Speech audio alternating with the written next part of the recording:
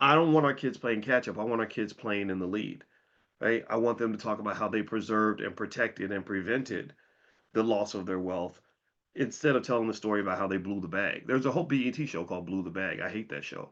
It all it does is it features black male immaturity. It has mostly men talking about how they had $1 million or a couple $1 million and they blew it. And we say, oh, yeah, and then they'll come back. Like there's a guy named Sebastian Telfar. Has anybody seen that? It's online right now. It's pretty big. Sebastian Telfar. I think he was related to the guy with the big head who was really good, Stefan Marbury. I met Stefan Marbury one time in New York. I was on a radio show, and a very nice guy. Anyway, Sebastian was the next basketball phenom. He went to the NBA.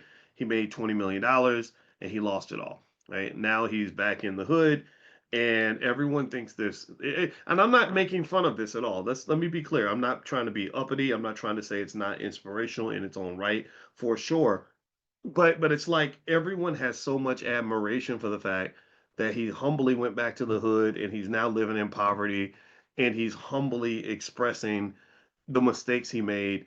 And I think that that is fine. That is absolutely 100% noble. I want to make that clear. Can we agree that we're not dissing him? Let me know if I made that clear. Let me know because I'm concerned because sometimes I sound uppity and I don't want to sound uppity, right? So can y'all help me with this? I need y'all to tell me that I'm doing okay. All right. So here's the thing though. I'm looking for the lesson. That's what I'm looking for. I'm not just looking for the blessing. I'm looking for the lesson.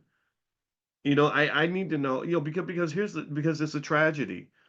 What you're watching is a tragedy. You're watching a financial holocaust in real life. You're watching the fact that this man is openly and very humbly and very admirably expressing how he threw away $100 million worth of generational wealth. 20 million, yes, but it was 100 million if he'd invested that. So he threw away his great grandchildren's inheritance. He threw away his grandchildren's inheritance. He threw away his children's inheritance. And why did that happen? Where did that come from? Y'all tell me, answer me in the chat.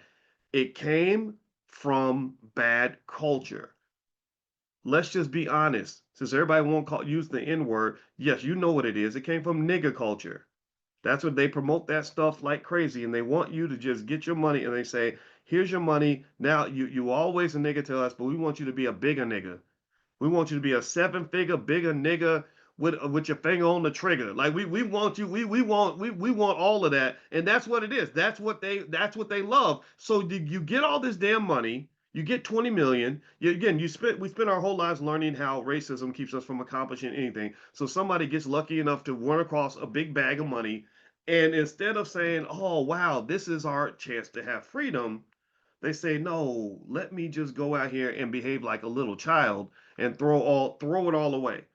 So then I can go back to being a humble guy who threw away every piece of his generational wealth. And now I'm in the hood and I get more admiration for my comeback story than I ever would have got by simply preserving and protecting my assets. There's not as much dopamine in protecting what you have as there is in overcoming a terrible tragic situation that reignites the implicit trauma that exists within all of us. We get excited about it.